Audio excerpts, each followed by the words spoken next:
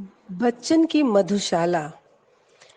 जी हाँ दोस्तों, आज आप लोगों के लिए बच्चन की मधुशाला लेके आई हूँ। श्री हरिवंश राय बच्चन की मधुशाला से आप तो सभी साहित्य के प्रेमी थोड़ा बहुत तो जरूर ही परिचित होंगे। मुझे तो लगता है कि कुछ प्रेमी तो इस मधुशाला के भ्रमर अर्थात चाहने वाले रसिक भी होंगे, और कुछ के लिए यह मधुशाला नशे में झुमा देने वाली कविताओं का संग्रह है। तो कोई इसका नाम मात्र सुनने से ही सुध बुध खोकर प्यालों, साकी, मदिरा, जाम और मदिरालय की दुनिया में पहुंच जाता है। बच्चन की मधुशाला नवयुवकों में सर्वाधिक लोकप्रिय है, परंतु बुजुर्गों को इसका वास्तविक मर्म समझ में आता है, क्योंकि बच्चन जी के प्याले की गहराई तक शायद नवयुवक ना पहुंच पाए, क्योंकि उनमें अभी गहरे पानी पैठ वाला धैर्य, वो पेशेंस नहीं होता है। लेकिन उनको गहराई से मतलब भी नहीं है, क्योंकि अभी तो उन पे जिंदगी का नशा सवार है और वो उसी नशे में सराबोर रहना चाहते हैं। और ये ठीक भी है। यहाँ एक बात स्पष्ट करना चाहूंगी कि यह मधुशाला कोई वस्तुवादी मधुशाला अर्थात सच में कोई मदिरा की शॉप नहीं है, वाइन शॉप नहीं है, बल्कि यह एक रहस्यवादी मधुशाला है। बच्चन की इस मधुशाला के मधु का मतलब मदिरा का, शराब का बहुत सारे मायनों में यहाँ पे आपको रिफ्लेक्शन मिलता है, और वही समझने की चीज है, उसी में तो रहस्य भरा पड़ा है।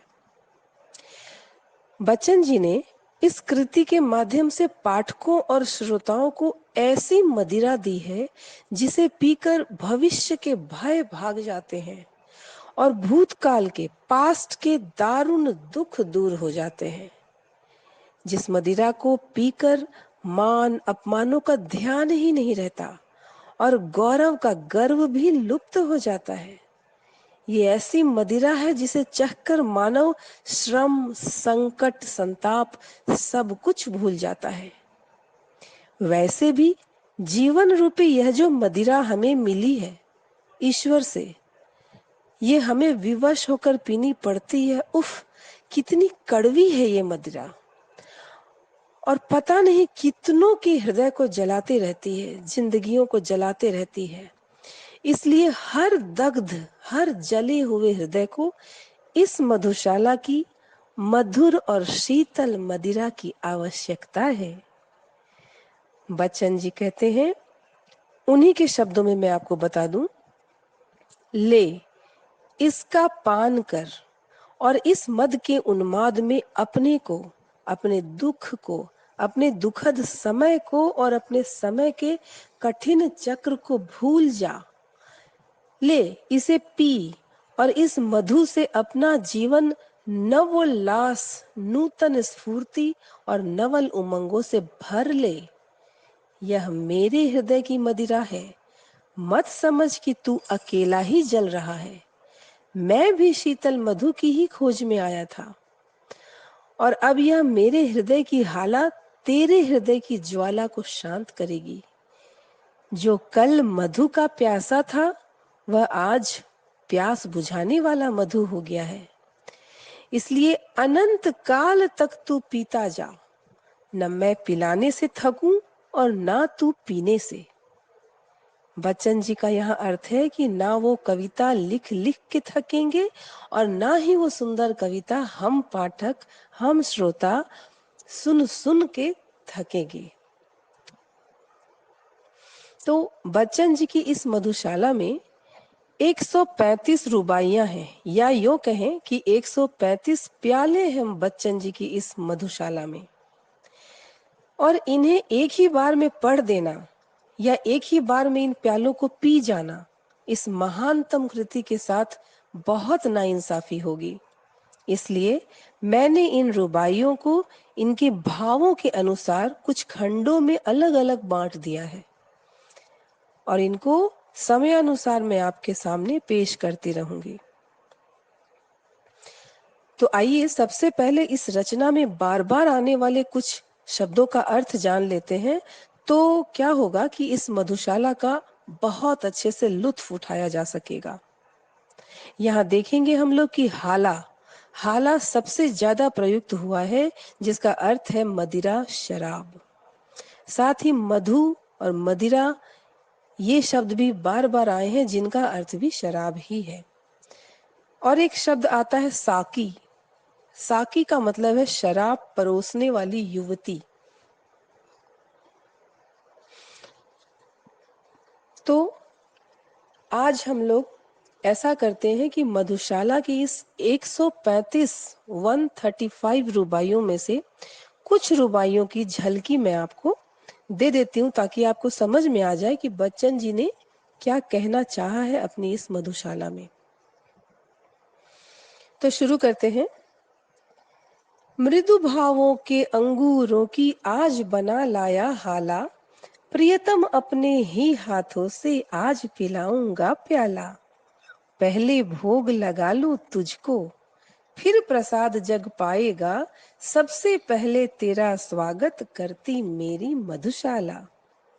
प्यास तुझे प्यास तुझे तो विश्व तपाकर पूर्ण निकालूंगा हाला, एक पांव से साकी बनकर नाचूंगा लेकर प्याला। जीवन की मधुता तो तेरे ऊपर कब का वार चुका, आज निछावर कर दूंगा मैं तुझ पर जग की मधुशाला। इन बंदों में बच्चन जी सहृदय पाठकों के लिए, मतलब जो पाठक उनकी भाषा समझ रहे हैं और वैसा ही कुछ सुनना चाह रहे थे, उनके लिए बड़े प्यार से उन्होंने लिखा है और बड़े प्यार से अपनी मधुशाला उनको सौंपी है। अगले पंक्ति में भी उस श्रोता और कवि के लिए ही कहा गया है। प्रियतम, यहाँ उन्होंने श्रोता को प्रियतम कहा है और स्वयं को प्रिय कहा है। और कभी कभी वो श्रोता को अपनी शराब भी कहते हैं। अपनी मधुशाला नामक इस पुस्तक को अपनी शराब कहते हैं। प्रियतम तू मेरी हाला है, मैं तेरा प्यासा प्याला, अपने को मुझ में भर कर तू बनता है पीने वाला। मैं तुझको छक छलका करता, छक मतलब खूब पी पी करके जब आदमी पूरा एकदम तृप्त हो जाए। मैं तुझको छक छलका करता, मस्त मुझे पीतू होता, एक दूसरे की हम दोनों आज परस्पर मधुशाला। भावुकता अंगूर लता से खींच कल्पना की हाला, कवि साकी बनकर आया है भरकर कविता का प्याला। कभी न कण भर खाली होगा, लाख पिए 2 लाख पिए, पाठक गण है पीने वाले पुस्तक मेरी मधुशाला।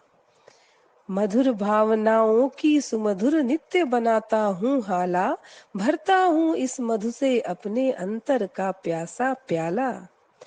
उठा कल्पना के हाथों से उसे स्वयं पी जाता हूँ, अपने ही में हूँ मैं साकी पीने वाला मधुशाला। बड़े बड़े परिवार मिटे यूं एक न हो रोने वाला, हो जाए सुनसान महल वे जहाँ थिरकती सुरबाला। राज्य उलट जाए भूपों के भाग्य सुलक्ष्मी सो जाए, जमे रहेंगे पीने वाले जगा करेगी मधुशाला। मतलब कवि कह रहे कि कुछ भी हो सकता है इस संसार में, सारी सत्ता पलट सकती है, सब कुछ समाप्त हो सकता है, परंतु मदिरालय का आंगन कभी भी खाली नहीं होगा। कहने का मतलब कि अगर सुनाने वाले में जोर है तो सुनने वालों का जमघट कभी भी खत्म नहीं होगा। और देखिए आज के दौर की रूपरेखा कितने अच्छे से खींची है। सब मिट जाएं, सब मिट जाएं, बना रहेगा सुंदर साकी यम काला, सूखे सब रस पर बने रहेंगे किंतु हलाहल और हाला। धूम धाम और चहल पहल के स्थान सभी सुनसान बने, जगा करेगा अविरत मरघट, जगा करेगी मधुशाला।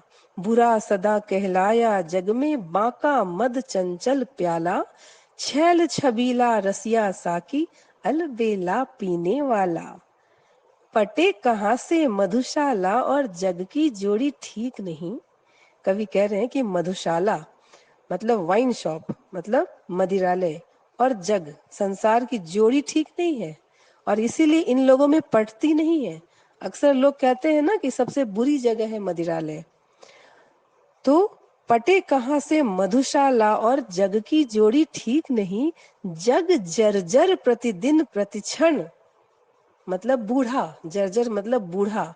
ये जो जगत है, ये जो संसार है, जग जर्जर प्रतिदिन प्रतिक्षण, पर नित्य नवेली मधुशाला। बिना पिए जो मधुशाला को बुरा कहे, वह मतवाला।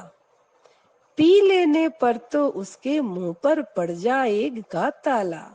दास द्रोहियों दोनों में है जीत सुरा की प्याले की, विश्व विजयिनी बनकर जग में आई मेरी मधुशाला।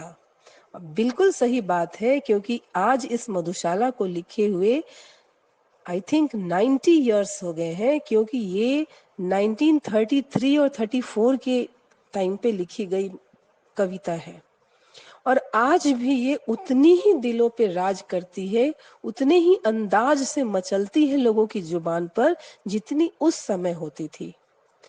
तो विश्व विजयिनी बनकर जग में आई मेरी मधुशाला। तो मधुशाला के कुछ रुबाइयों की झलकियां आपने देखी और ये झलकियां मैंने सिर्फ आपसे परिचित कराने के लिए आज पढ़ दी हैं दोस्तों। तो आज के लिए इतना काफी है, क्योंकि यह बच्चन की भावनाओं की मदिरा है। इसे जितना धीरे धीरे बूंद बूंद करके चखेंगे, नशा उतना ही गहरा होगा। तो जल्दी ही फिर मिलती हूँ मधुशाला के कुछ और छलकते छलकते प्यालों के साथ। Bye bye.